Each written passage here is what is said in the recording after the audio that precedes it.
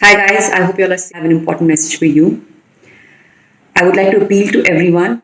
ಸ್ನೇಹಿತರೆ, ಬೆಂಗಳೂರಿನ ಚಿನ್ನಸ್ವಾಮಿ ಕ್ರೀಡಾಂಗಣದಲ್ಲಿ RCB ವಿಜಯೋತ್ಸವ ಕಾರ್ಯಕ್ರಮದಲ್ಲಿ ಕಾಲ್ತುಳಿತಕ್ಕೆ ಒಳಗಾಗಿ ಸುಮಾರು 11 ಮಂದಿ ತಮ್ಮ ಪ್ರಾಣವನ್ನು ಕಳೆದುಕೊಂಡಿರುತ್ತಾರೆ.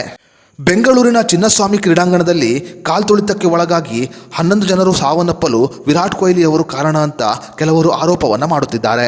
ವಿರಾಟ್ ಕೊಹ್ಲಿ ಅವರ ಮೇಲೆ ಈ ರೀತಿಯ ಆರೋಪ ಕೇಳಿ ಬಂದ ಬೆನ್ನಲ್ಲೇ ಈಗ ವಿರಾಟ್ ಕೊಹ್ಲಿ ಅವರ ಪತ್ನಿ ಅನುಷ್ಕಾ ಶರ್ಮಾ ಅವರು ಲೈವ್ ಬಂದು ಸ್ಪಷ್ಟನೆಯನ್ನು ನೀಡಿದ್ದಾರೆ.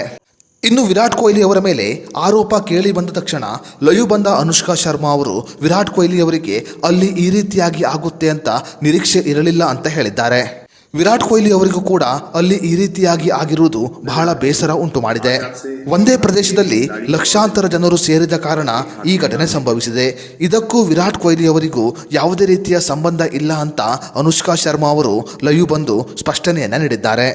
ಸ್ನೇಹಿತರೆ, ನಿಮ್ಮ ಪ್ರಕಾರ ಬೆಂಗಳೂರಿನಲ್ಲಿ ಆದ ಈ ಕಾಲ್ತುಳಿತಕ್ಕೆ ನೇರವಾದ ಕಾರಣ ಯಾರು ಅನ್ನೋದರ ಬಗ್ಗೆ ನಿಮ್ಮ ಅನಿಸಿಕೆಯನ್ನು ನಮಗೆ ಕಮೆಂಟ್ ಬಾಕ್ಸ್ನಲ್ಲಿ ತಿಳಿಸಿ.